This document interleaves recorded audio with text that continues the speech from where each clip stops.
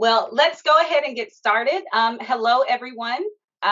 Thank you for joining us today. And it is my pleasure to welcome you to the Gerrymandering the States Public Policy and Social Consequences webinar, which is being sponsored by CHARGE. If you don't know, that stands for the Coalition Hub Advancing Redistricting and Grassroots Engagement. It's also sponsored by State Voices, the League of Women Voters, and Fair Count. I'm Dr. Janine Abrams-McClain, and I'm the Vice President at Fair Count. We have an exciting panel for you today featuring authors of the recently released book, Gerrymandering the States, Partisanship, Race, and the Transformation of American Federalism, and special guests from the Union of Concerned Scientists. If you're joining us today, you probably know a little bit about redistricting and why it's so important, but today we're going to take it a step further. Today, we're going to discuss how unfair redistricting maps can impact public health outcomes, public policy, voting rights, and our very democracy. And we will, of course, let you know how you can help fight for fair maps in your community. It is now my pleasure to introduce Dr. Alex Kenna, who will provide information that will help set the stage for the panel discussion. Dr. Kenna is a political science professor at Virginia Commonwealth University, and he studies political representation and elections. He's also written several articles and books on redistricting. And so now I am going to turn it over to Alex. Welcome. Hi, and thank you so much for the introduction, Janine. I'm going to share my screen here and apologize. I have a gazillion things open on my computer. So take me one moment. All right, let's do this full screen. So here's a map that is actually created by Professor Justin Levitt at Loyola Law School, a website that he maintains called All About Redistricting, that shows you the political control of redistricting of Congress in the current redistricting cycle. And so what we see is probably no surprise. Everybody here probably knows that the Republicans have a numerical advantage when it comes to controlling redistricting. And much of their advantage is clustered in the South and across the Midwest. This is at the congressional level. It's pretty much the same at the state legislative level. In the previous map, there are a lot of states that have one district, and obviously you don't need to redistrict one district. But when we look at the state legislative level, it's the same thing. Another thing that's striking is a number of states that Democrats control, which is really only a couple. And what I want to talk about a little bit is why political control matters and what we might expect that to lead to. When we looked at the last redistricting cycle, one of the things we saw is that there was severe political gerrymandering when one party controlled the redistricting process without the input of another party. This is something we reported in our 2016 book, Gerrymandering in America. We saw that across the country, the congressional maps were more or less tilted in favor of one party. It happened to be the Republicans, such that the Democrats would need to win about 9 points more than the Republicans would nationwide to have a 50-50 shot at winning the House of Representatives. So in our most recent book, we looked at state legislative redistricting to sort of estimate the scope of gerrymandering in the state legislative maps. We looked at 95 state legislative maps that were drawn during the 2011 redistricting cycle and observed the change before and after. And one of the things that we found was that of the 95 maps in our sample, 45 were drawn with extreme partisan gerrymandering. Now, we measured extreme partisan gerrymandering by looking at the elections that occurred before 2011 and after 2011. In many states, we looked at multiple elections, and we were able to determine the advantage that one party had in a state over another. And if the bias was 10% or more, we considered it extreme, which meant that one party would get 10% more seats than the other party would for a similar share of the vote. And so almost half of the state legislative maps that we observed had evidence of this extreme gerrymandering. And by the way, 43 of these maps favor the Republicans, and 2 of those maps favor the Democrats. So what exactly causes gerrymandering?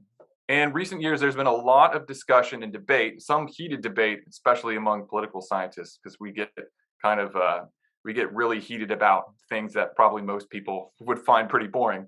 But there's been a heated debate about the role of geography and the fact that Democrats live in cities and whether and the extent to which this actually causes gerrymandering. But it's pretty clear that at the end of the day, it's all about politics. So here's a graph that I've taken out of our recently published book that shows you the change in partisan symmetry, which is how we measure gerrymandering, before redistricting and after redistricting in those 95 state legislative maps. And what it shows is the negative numbers show evidence of extreme Republican gerrymandering, and the positive numbers show evidence of extreme Democratic gerrymandering. And on the x-axis here, this is the old maps, and on the y-axis, these are the revised maps. And what we see is that politics matters in pretty fundamental ways. Let me show you. If you look at the bottom right quadrant here, these are when an independent, nonpartisan commission or a court drew the lines in 2011. And what we see is that most of the maps are sort of clustered around this line, this dashed line, which represents no change in terms of gerrymandering. However, there's a tendency for the maps to reduce the level of bias.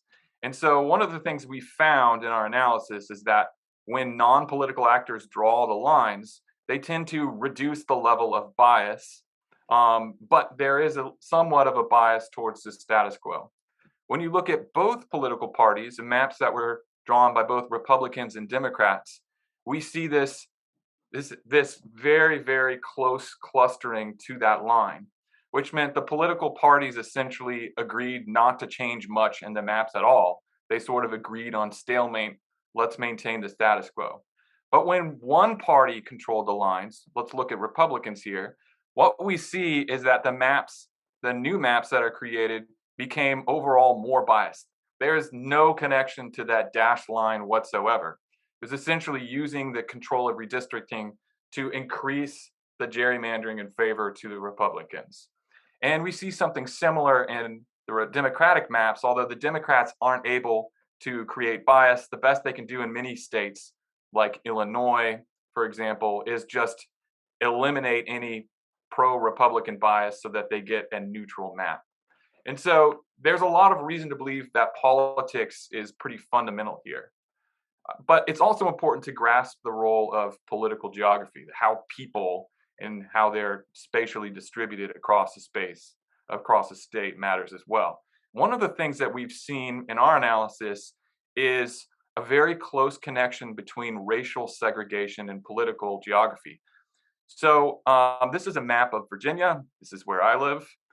In Virginia, we had a lot of issues with racial gerrymandering. It created many, many disruptions, both to the congressional map and to the state legislative map. This graph shows you the racial distribution of voters in Virginia. And if you look at the dark blue, almost black squares, those are counties that are overwhelmingly white. And if you look at the little squares that are more lavender, those are areas that have large African-American populations.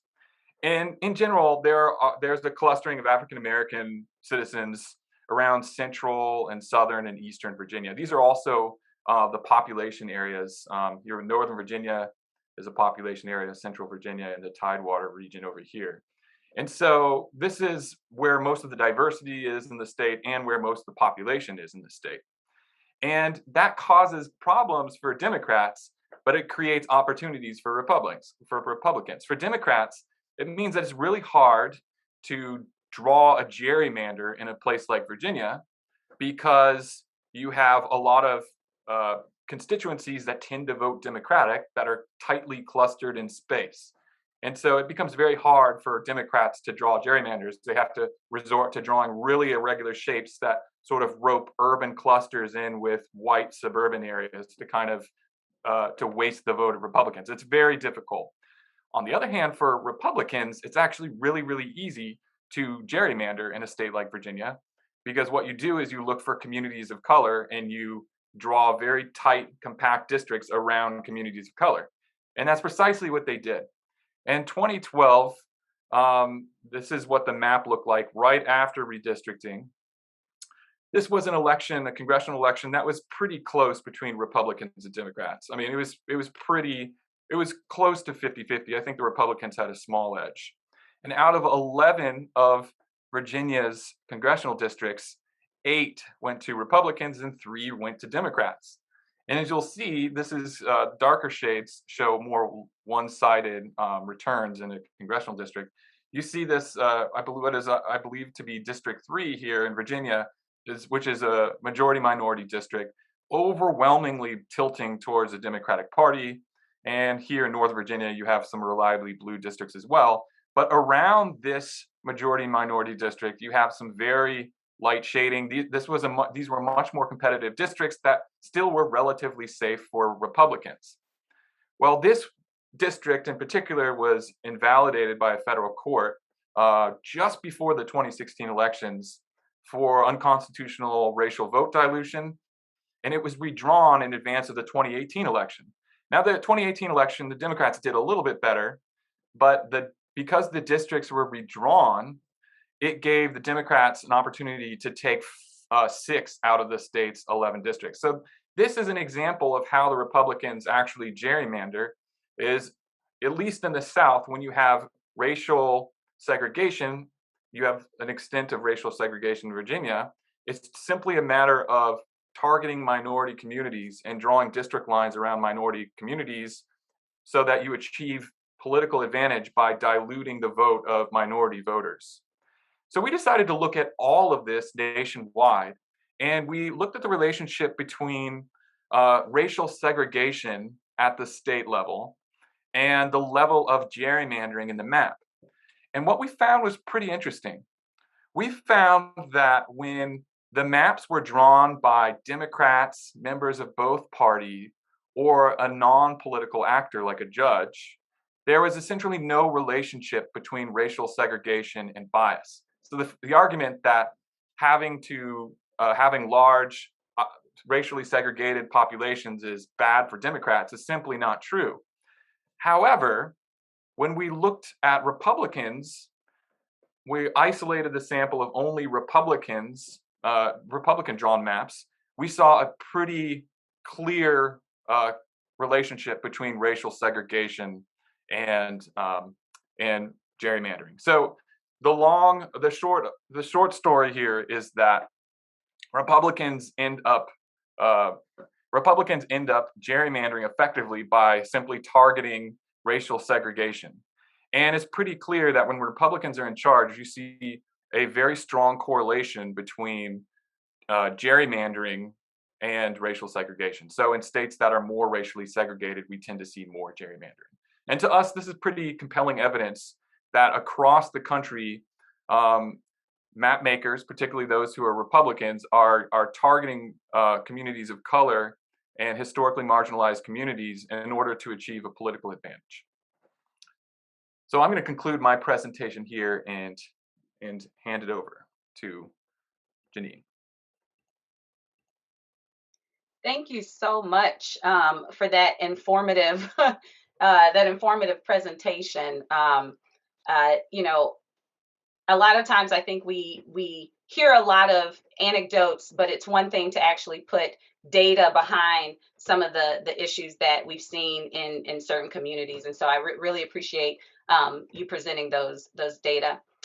Now that we're all informed, I am going to turn it over to our moderator, the incomparable Lada Knott, who is the Deputy Director of Policy at State Voices. So, and Lada is going to moderate our panel. So kicking it over to you, Lada.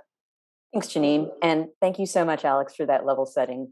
As Janine said, I have the privilege of moderating today's panel discussion, and we are lucky to have all 4 authors of Gerrymandering the States with us today. You already know Alex, but let me introduce you to the other 3. We've got Dr. Michael Latner, who is a professor of political science and public policy at California Polytechnic State University, and senior fellow with the Center for Science and Democracy at the Union of Concerned Scientists. We have Dr. Anthony McCann, professor of government and public policy at the University of Strathclyde.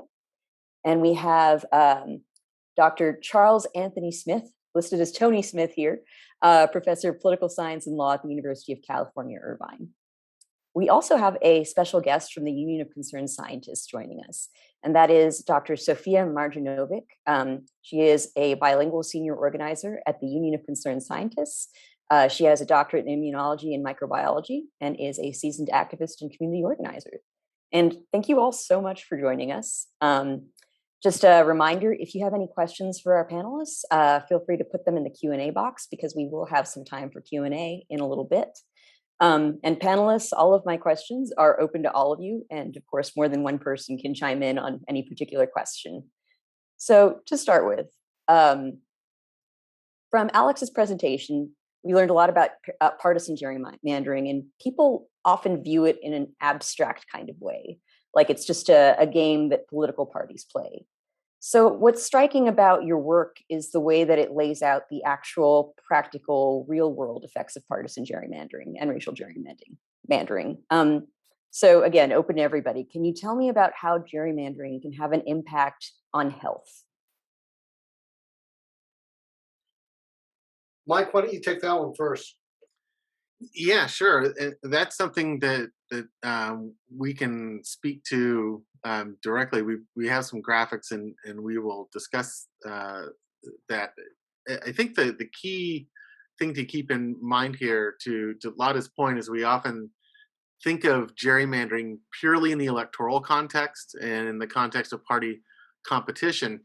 There hasn't been a lot of research exploring the policy consequences of gerrymandering, and that's something that we're definitely going to touch on today, because in fact, what matters is, I think Alex's presentation makes perfectly clear, this is not a question of simply geography or the distribution of partisanship.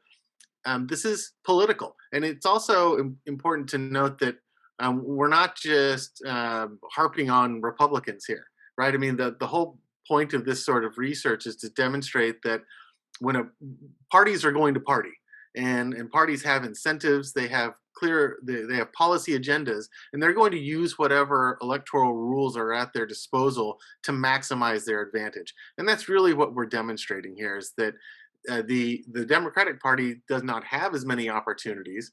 But when you have one party in control of the process, and you've got this incentive, when there's no judicial restraint, and the electoral rules are now also being made by those same partisan legislatures, there are going to be serious policy consequences, including consequences for health outcomes, which, as it so happens, as we were finishing up this book, we had a sort of horrific natural experiment with a global pandemic.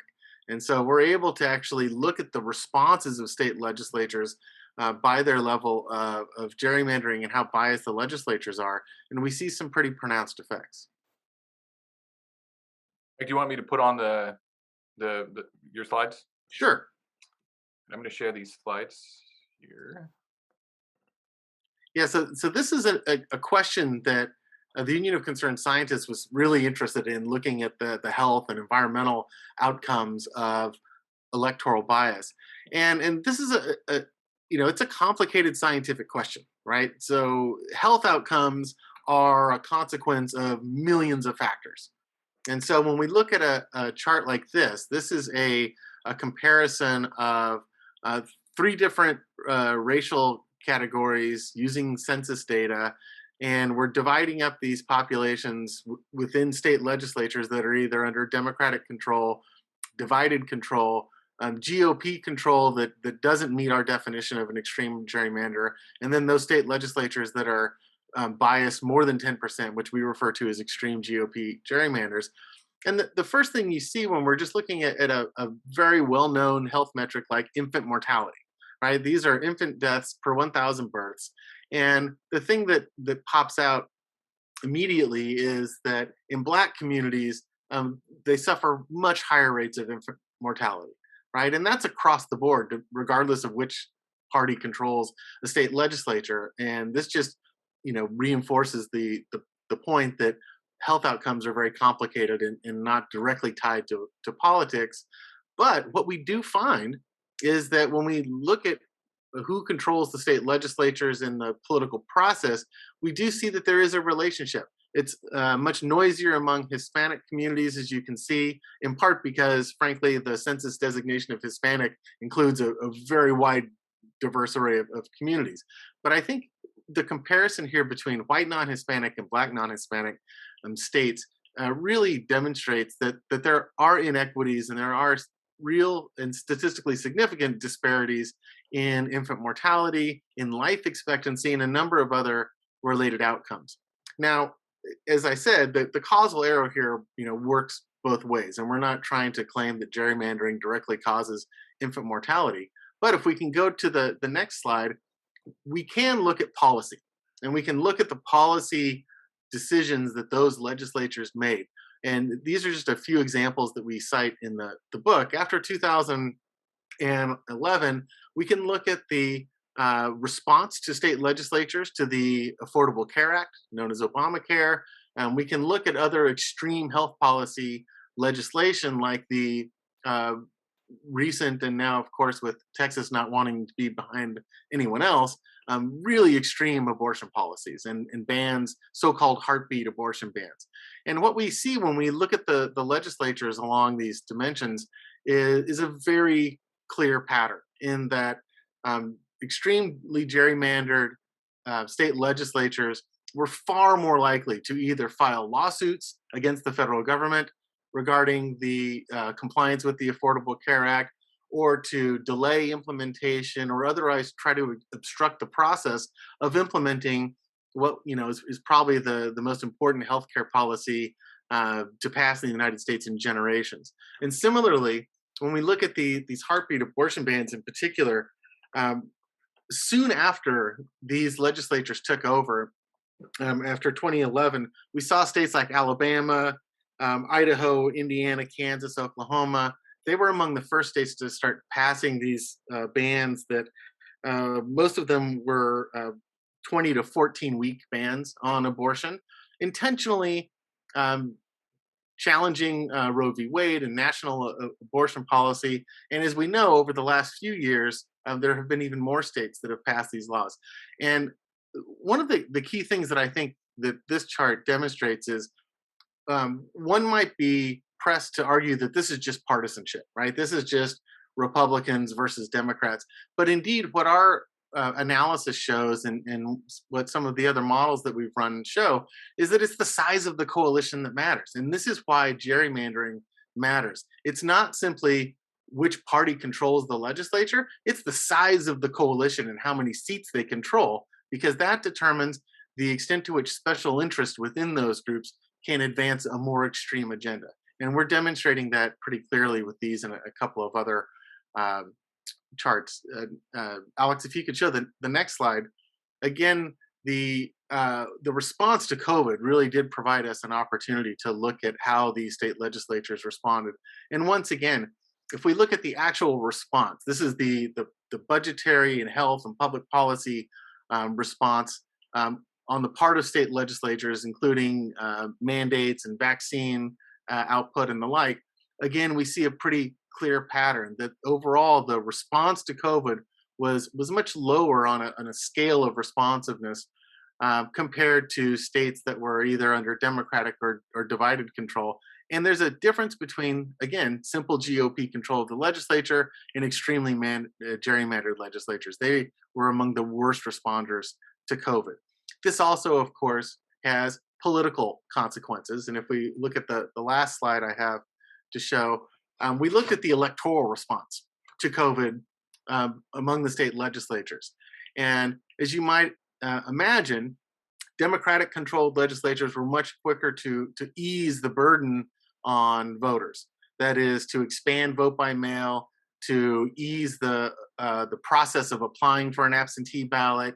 And in many cases, in California, where I'm at, for example, the state decided to move to a universal vote by mail model and send out ballots to every active registered voter.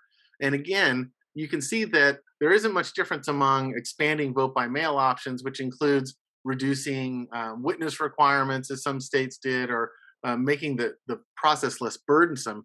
But overall, again, when we look at things like moving to universal vote by mail, the pattern's very clear that there were no states that were extreme gerrymanders that decided to move to a universal vote by mail model, which really minimizes the cost of voting in a pandemic and is much more attuned to the public health needs of the voter. The final chart I have is a sort of overview of this, and we look at the change in the cost of voting overall. And in this context, you can see, again, when we're looking at who controls the legislatures, the cost of voting is a measure that looks at the overall burden on the voter. So this looks at registration requirements, it looks at ballot access, access to early voting, both in-person and absentee voting, and the like. And we can see that the more biased the state legislature is across the board, we don't really, the Democratic controlled legislatures are pretty noisy in this regard, as Alex showed earlier, but a very clear pattern emerges, especially among Republican controlled legislatures. And the most biased legislatures up there in the upper left quadrant, right, those are the states that overall actually made it more difficult to vote or didn't ease the burden on voting relative to all 50 states. And so we have some pretty clear policy patterns here in terms of the consequences of gerrymandering, not just in terms of politics, but in terms of the life and death decisions that many state legislatures had to make in response to the pandemic. Thank you so much for that. And, as Michael said, parties are going to party, but it's really striking to see the difference between GOP controlled legislatures and GOP extremely gerrymandered legislatures. And you touched on this, but can one of you or several of you talk a little more about how gerrymandering can lead to more extreme policies than would otherwise be passed? Yeah, I can talk about that a little bit, as can all of us, I think. But one of the problems is you get somebody whose only constituency that they care about are the people that vote in the primary. That if they survive the primary, they're in the office because of the gerrymandering. I'll use as an example Madison Cawthorn. This guy, he's already got 4 challengers in his primary, and one of the challengers put it pretty succinctly, saying, politics is about policy and performance. And he's got the performance part down, but he hasn't done anything on policy. He's so busy out there trying to get people cranked up that he doesn't even vote. He's not engaged in the policy dimension. But of course, the problem is there's always an incumbent advantage. If the cost of voting are high, only the people who are really enthusiastic are going to go vote in the primary. And then the result is you get somebody whose primary thing to do is to get an agitated sector of the population to support them. So if you can run grievance politics as really your only platform, then you are going to be reelected as long as the primary makes it difficult enough for people that are not that upset to go vote. So you get bad policy outcomes when you don't have competitive elections because people are running on the wrong things. In California, we just had a recall election, and it's very hard to figure out what Larry Elder was running on. His platform was he was angry that Gavin Newsom ate dinner somewhere. John Cox, another Republican who did very poorly, was angry that Gavin Newsom, the Democratic governor, was attractive. If you don't have a platform, he literally complained about how good looking Gavin Newsom is. So I'm not exaggerating. It's literally one of his ads. So if you don't have a platform about policy, but you can still motivate voters to show up in a primary and win a gerrymandered district because of it, because they're angry at the other side. Owning liberals is the only thing Madison Cawthorn has to be good at, making his voters feel he's upset some nameless, faceless liberals somewhere in New York, as if they care what some rural North Carolina rep thinks. But so you get a pernicious policy outcome when making good policy isn't the metric by which voters decide whether you keep your job or not. And I'll turn it over to anybody else that also wants to add in on that. To be fair, sometimes I get upset at how handsome Gavin Newsom is as well. We all do, but it doesn't mean he should lose his job. I'll just add on one thing to that, which is that if you think about how you actually achieve gerrymandering in the South, for example, as my earlier presentation showed, you target communities of color and you more or less rope large majorities of African American and Latino voters into a small number of districts. How does that affect the faces of your colleagues in the state legislature? Instead of having, 20 majority Black districts, suddenly you have like 12 or 11. And how large is the legislative Black caucus of your state when you have this racial gerrymandering going on? And, regardless of what you think and what you see on TV, legislatures talk to each other. Legislatures try to be collegial and friendly, aside from what's going on the floor. And when you only have, 10% of the state legislatures who are African American or Latino or representing majority minority districts, that affects your interactions with your colleagues and how you interact. And it undermines the ability of minority communities to advocate for certain issues that matter to them and to share their perspectives with their colleagues. Sorry, Michael, did you have a comment on that? There are two important points that I think that Alex raises that expand beyond just majority and minority communities. The design of electoral districts also shapes the capacity for multiracial coalitions to exist and the capacity for multiracial coalitions to bargain and compromise and advance their community's interest in legislatures. So it really does shape in a fundamental way the whole context of legislative decision making. And our research suggests that it really is no surprise at all that the communities that suffer the most in the United States in terms of poor health policy, poor environmental policy, the communities that are targeted to suffer the burdens of environmental injustice are the same communities that are targeted for both gerrymandering and restrictive election laws. And let me just tag in on that. So in a real sense, gerrymandering on one side of the equation is about capturing political power, but you can't capture more political power than you earn from the population without depriving someone else of political power. So elites and their constituents that run these gerrymanders gain political power, but it is directly at the expense of, in most cases, communities of color and other folks who are disadvantaged in a variety of other ways. So there is a zero sum in how many seats are in the legislature, how many seats are in the House. And if I improperly take a seat from you, you are harmed. There's a direct policy and principled harm to these communities.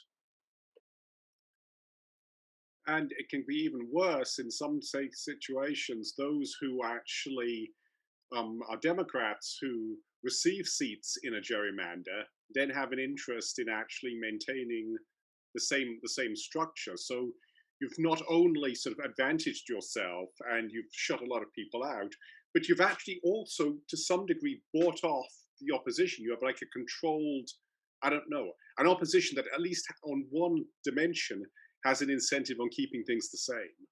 So, yeah, this is one of the interesting things as well that we've seen in our research is that I saw, there will be a time for answering questions. So somebody said, why is it so difficult to get nonpartisan districting?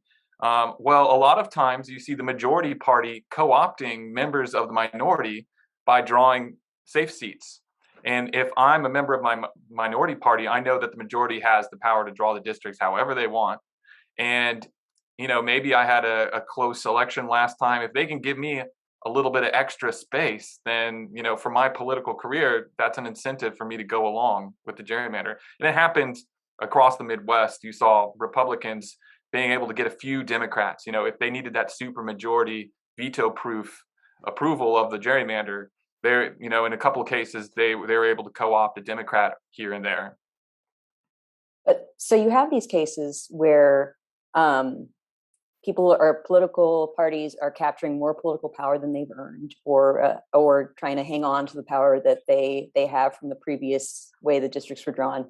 And you have them possibly voting for policies that wouldn't be chosen with majority approval, but that are extreme, that appeal to certain groups and subsets. Why isn't this self-correcting? If you're passing policies that aren't popular with people, the logic goes that shouldn't you be voted out of office? If you're drawing districts in a way that's benefiting just you, shouldn't voters respond to that? But you've drawn the districts. Yeah. So you draw the districts, you choose your voters, they elect you, then you draw the districts again and you choose your voters, and it's unfortunately self-perpetuating, because it's worse at the state level than the federal level, because at the state level, literally the people who are drawing the districts are those who are being elected. People are literally drawing their own districts, so it becomes very difficult to actually find a way to challenge it, other than sometimes by judicial review. Judicial review has been very important. The reason we have, of course, a Democratic majority in the House now is that people did in the last cycle challenge districts in various states like Pennsylvania, Virginia, and North Carolina, and the districts that were switched account for more than the actual current Democratic majority. So that can make a difference, but it's really difficult, especially I think at the state level.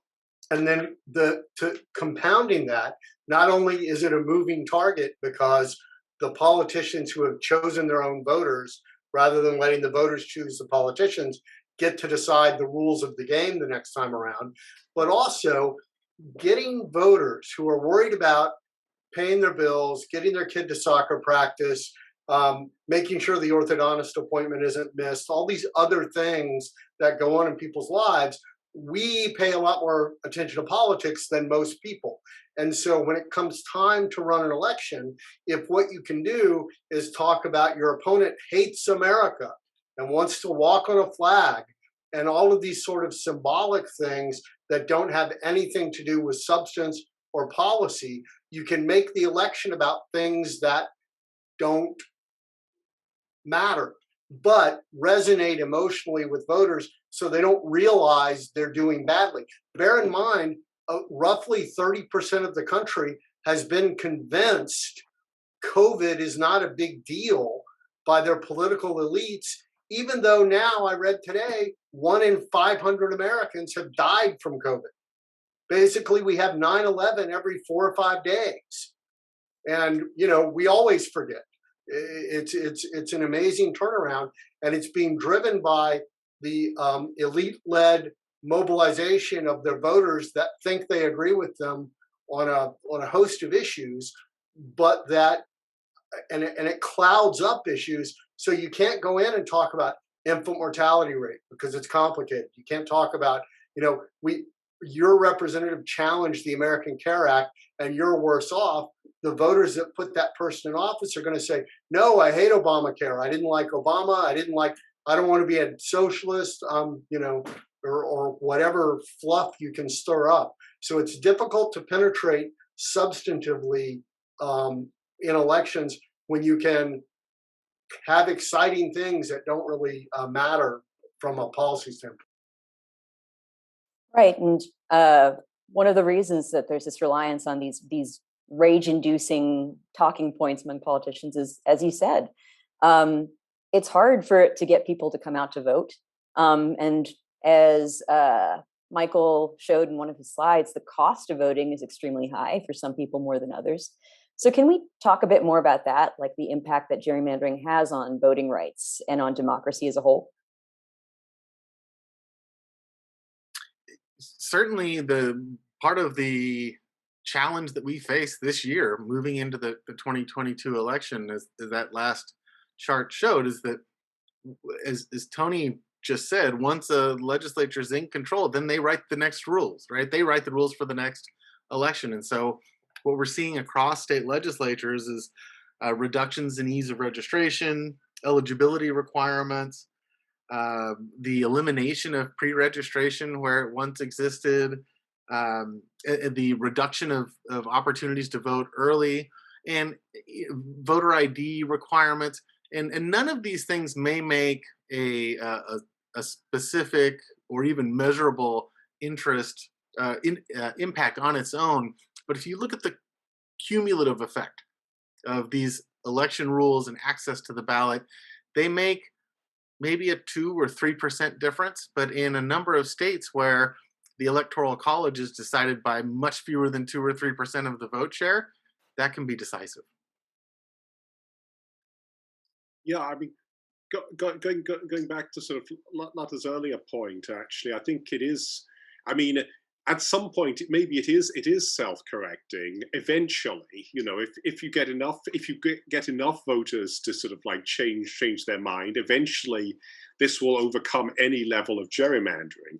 The problem is, that'll take some time, and you know, the gerrymandering and the various other things that Mike is talking about in terms of really sort of slows this process down, makes it take much longer. I think a lot of gerrymanders that we're looking at, whether you're looking at Georgia or Texas, they're really defensive gerrymanders, and there's a recognition that the state is changing and is going to change politically, but the gerrymander has been drawn in a specific way to make sure that change takes as long as possible. I think in Georgia, for example, if the Democrats were to win 8% more votes in the East at the congressional level, it probably wouldn't make a difference. It may begin to change the result, but it would have to be that sort of degree of swing. So it's a defensive mechanism. So, but yeah, we must not be too sort of pessimistic. If we can mobilize enough people, yeah, that will make obviously it will make a difference. And it's another interesting thing that Tony just brought up. The time horizon for those of us that think about things like democracy and the preservation of the country and all of this sort of thing, we care about the country in perpetuity. For many of the politicians, they care about the country for their foreseeable career trajectory.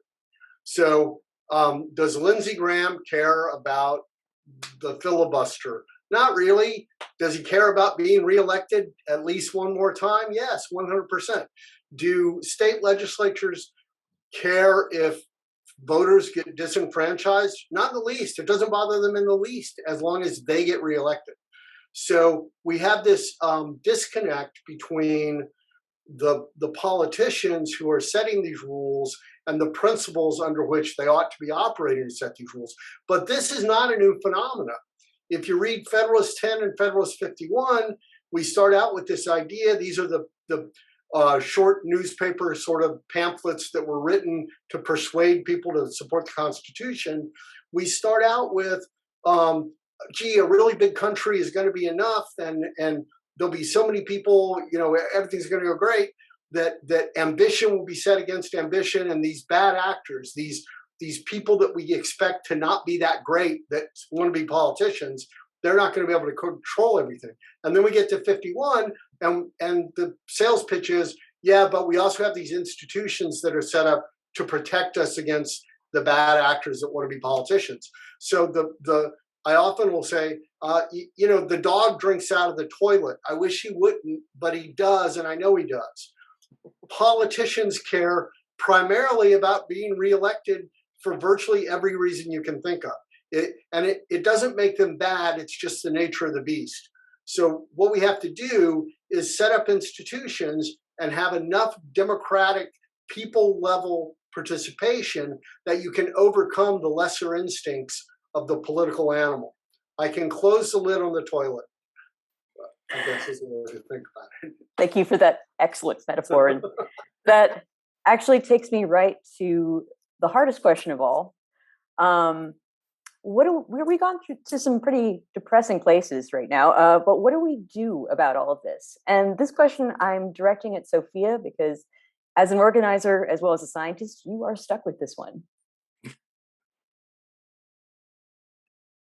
I was just going to comment about that. As a scientist who turned community organizer, because I realized our elected representatives care more about how many people we can mobilize to pressure them to do the right thing instead of listening to people like me with expert advice who have PhD credentials. That's why I ended up switching courses in what I do, because as someone who the whole reason I got my PhD in immunology and microbiology and bachelor's in chemistry was because I came from a community that was used as a dumping ground for the oil industry. And seeing how, when I intentionally went to do my research at research PhD training at NIH, and I was and intentionally went there so that I could also access Capitol Hill. And I realized these people don't care anything about whether or not I have these credentials and all this expertise to tell them to do the right thing. They want to see how many people I can mobilize to get them and get it, to pressure them so that they can get reelected, because that is what it translates into their mind.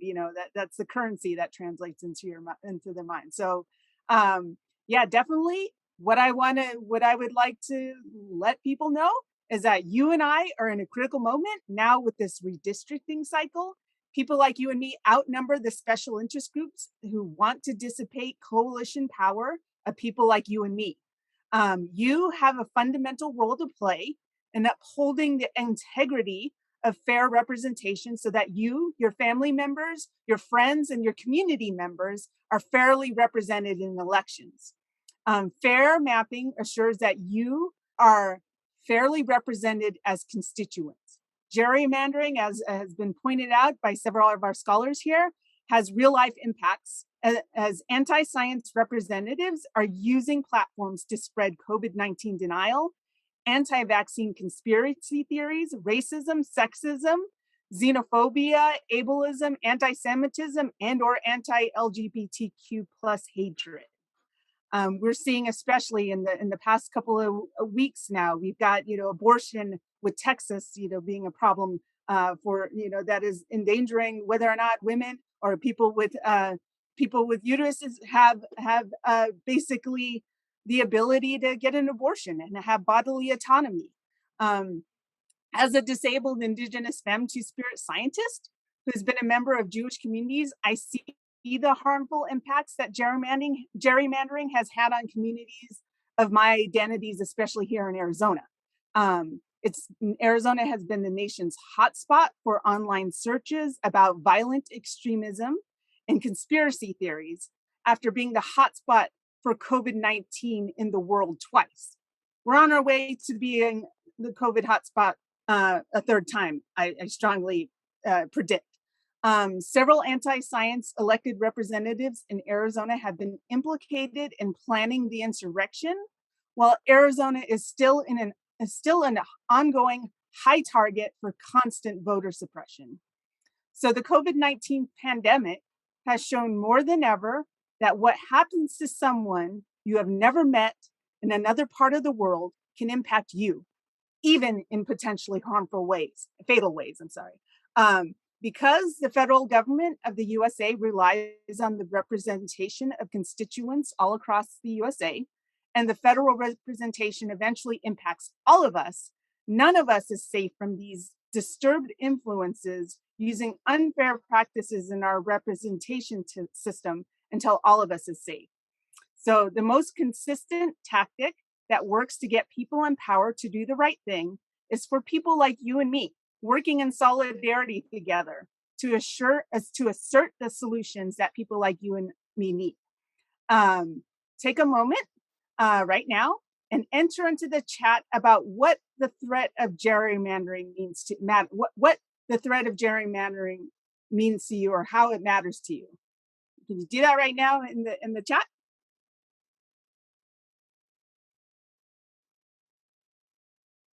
And I'm not saying a whole lot, but all right. So now I want to wrap up our time together with a few quick ways. We're getting some people. Yeah, so want to wrap up our time together with a few quick ways you can do something right now. Some opportunities and resources to get, I'll put some opportunities and resources for you to get involved in your local redistricting processes. First, I would like you to sign this letter to encourage the census, encourage fair redistricting with the Census Bureau. Additionally, I'm going to share some tools and resources for you to help gerrymandering, so a link with that. And then don't worry, I will have a compiled version if it's catching with everyone else's information coming through. This link provides hands-on steps to use your skills to tackle gerrymandering as well, and also it includes excellent resources such as state-by-state timelines of redistricting activities generated by Common Cause in Charge, our coalition focused on assuring fair and science-based redistricting. You'll get a suite of gerrymandering report cards and mapping tools from Princeton Gerrymandering Project along with Represent Us. In fact, we have teamed up with Charge to cultivate a team of scientists who are willing to assist in map making and reviews. So no matter what state you're tuning in from, there are tools here for you in that link that I provided. And if you're from the specific states of Arizona, Florida, Pennsylvania, North Carolina, or Wisconsin, or you know of peers in those areas who may be interested, we'll be following up with more specific engagement opportunities to support local Democratic group-led efforts. In public hearings, public awareness building through local media and support in map making and assessments. You'll be hearing from us with those links and opportunities, but what would be really helpful for us is letting us know what your capacity is to get involved. So I'm dropping a link in the chat as well, where I'd like you to fill that out to let us know what your capacity is. And then definitely if you have any questions, I'm also dropping that in the chat as well, that you can shoot me an email. And I can definitely answer any questions you may have about how you can get involved and assuring that you are fairly represented in the redistricting processes. Thank you so much, Sophia, for sharing those calls to action and also reminding us that it's not hopeless and that great things can happen when we work in solidarity. The fight is not lost. But now we have a bit of time for questions. You can drop something in the Q&A. I believe there are also some questions in the chat, which I'll check out in a second. But for the moment, I'm looking at the Q&A open questions. Mark Sanders asks, what success have we seen with nonpartisan commissions avoiding partisan gerrymandering? Isn't it a mixed bag? Why do we think there hasn't been more? Sorry, go ahead. Alex, why don't you take that one? So the question is, have we seen success with nonpartisan commissions avoiding partisan gerrymandering? The short answer is yes. There aren't a lot of nonpartisan commissions. One of the advantages at looking at the state legislative maps is that there's a lot more. And when we make a complicated statistical model to tease out the precise effects of using a nonpartisan commission, what we see is a very significant drop-off in the level of bias. So moving away from political gerrymandering will lead to reduction. I can't remember what we find in the book of like 7% or something like that in bias. And establishing a nonpartisan commission or having an independent non-political actor draw the maps will give you an additional 7%. So I mean, this is like a measurable change in the level of bias. The problem is when you look at courts and commissions, they don't like radical change. And so they're likely to deviate from the status quo to achieve a neutral map, but that change doesn't come overnight. It can take several redistricting cycles. And if you can think about the perspective of a judge, for example, If you have a map that's extremely gerrymandered that gives one party a huge advantage, the judge might roll some of that bias back, but you're not going to have radical change overnight. And so I've been observing a hybrid commission model here in Virginia that's made up partially of legislatures and partially of citizens.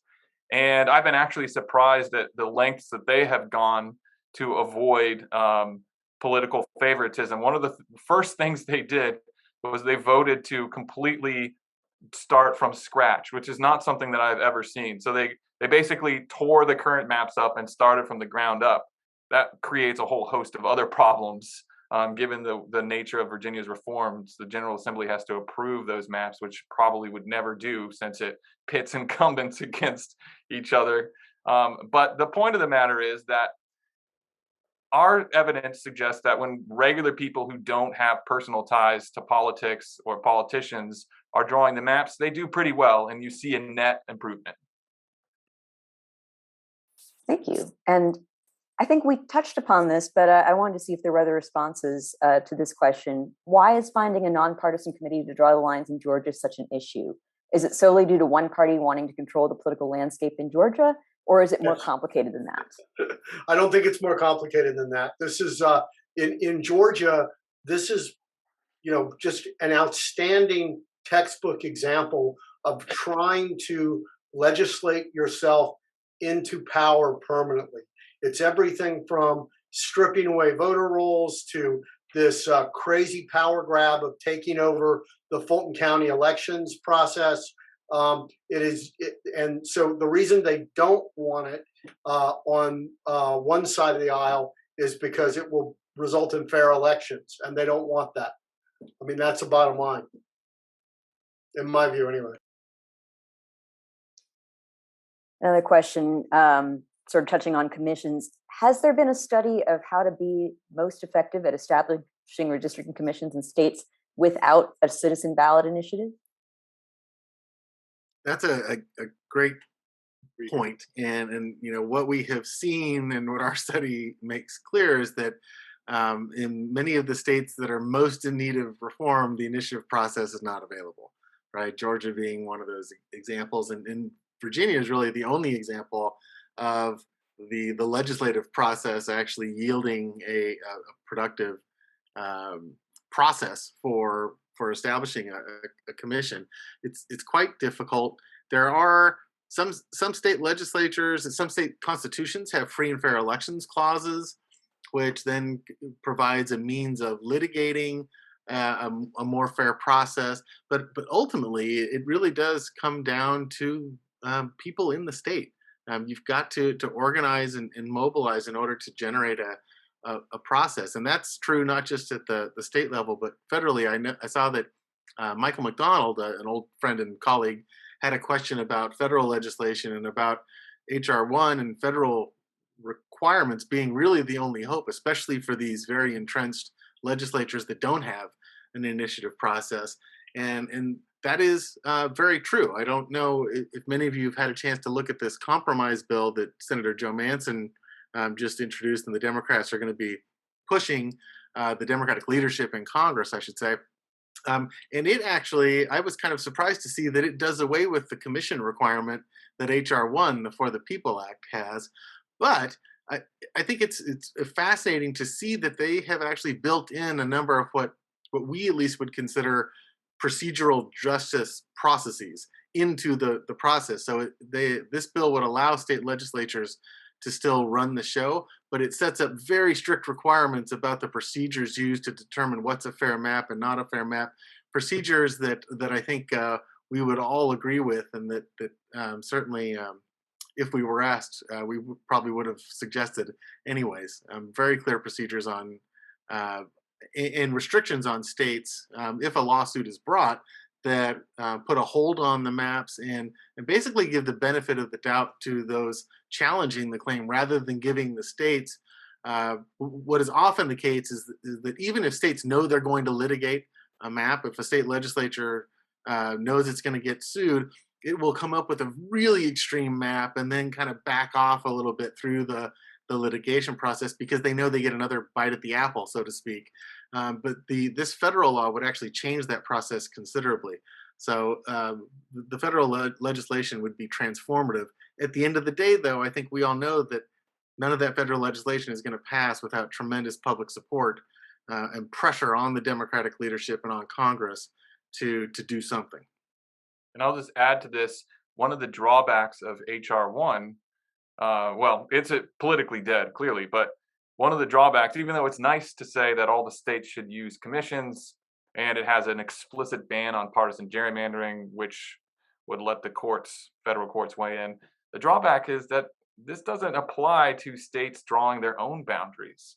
That's right. And as we argue in the book, this is arguably a bigger problem than and more problematic for democracy than states rigging their congressional maps. And so these are legislatures drawing their own lines. And so it's hard to imagine Congress being able to say, Alabama, you have to use a commission to draw your own state legislative lines. It's not clear that Congress has that authority.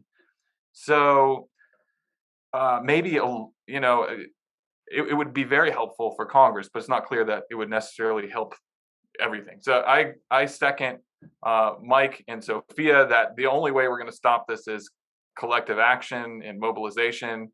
And our book is essentially a case study of the only instance in which a legislature voluntarily gave up its power to establish a commission. It's a hybrid model, granted, but that's the only time it's ever happened. And our book goes into some detail about how that happened and the conditions on the ground that resulted.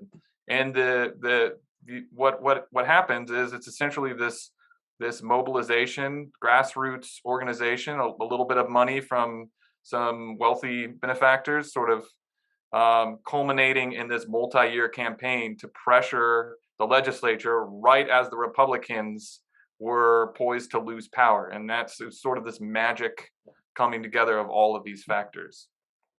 So Alex makes a really important point. You get this in Virginia because the Republicans who were in power saw their imminent doom on the time horizon. And they decided they would be better off with an independent commission than with the Democrats being able to do to them what they had been doing to the Democrats forever.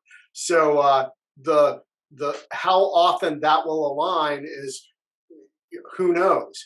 But we can outvote virtually any prohibition or institutional structure that's designed to harm democratic representation. So if every single person that does vote would bring 10 more people to the polls, you would have different outcomes routinely in lots and lots of places. Obviously not everywhere, but in lots and lots of places. So mobilization and organization is ultimately the organic cure to all of these institutional problems. And, frankly, you're not going to get any real relief from the Supreme Court anymore. I don't know if anybody saw this, Amy Coney Barrett at the Mitch McConnell Center speaking to a Mitch McConnell fundraiser group with Mitch McConnell by her side, talking about how inappropriate it was. People thought Supreme Court justices were partisan hacks. I don't know if I mentioned she was at the Mitch McConnell Center at the time, but you're not going to get any relief from the Supreme Court anytime soon. Those hopes passed into the night with RBG, and John Roberts may be in the permanent minority, screaming about incrementalism and all these other sorts of things and constitutional rights. But right now, there's a ruling coalition on the Supreme Court that's going to not provide relief in any of these dimensions. So what's left is the people. What's left are voters. What's left are people who can pick up the phone and ask their friends and relatives to go with them to a poll, and then ask those people, call up your friends and relatives and bring them along too. No, thank you so much. That's like, I think that's the perfect note to take away from all this, because there is a question asking if litigation is the solution. But I think that we've heard from all of you that it has its drawbacks, it has its limitations. It might be, at least in not the Supreme Court, but in the lower courts, it might be one part of the solution. HR1 or S1 now might be another part. But mobilization and grassroots activism, collective action like that, that's a key component as well. And with that, thank you all so much for your time. I'm going to turn it back to Janine to give us some closing remarks. Thank you, Lada, for moderating such a wonderful panel. And thank you so much to our panelists for such informative, a little heavy, but hopeful, a hopeful discussion. And I want people to really understand that you can listen to all of this and, you know, feel down, but just like Sophia said, just like Tony said, and other panelists said, there are things that we can do. And so if you want, first, I have a few things before we close out. If you've listened to this and you're like, man, this is amazing, I want to learn more. Guess what? They wrote a book. And if you want to read Gerrymandering the States to learn more, I'm going to put a discount code in the chat, and you can go and get 20% off of this fantastic book. And so that is the first thing.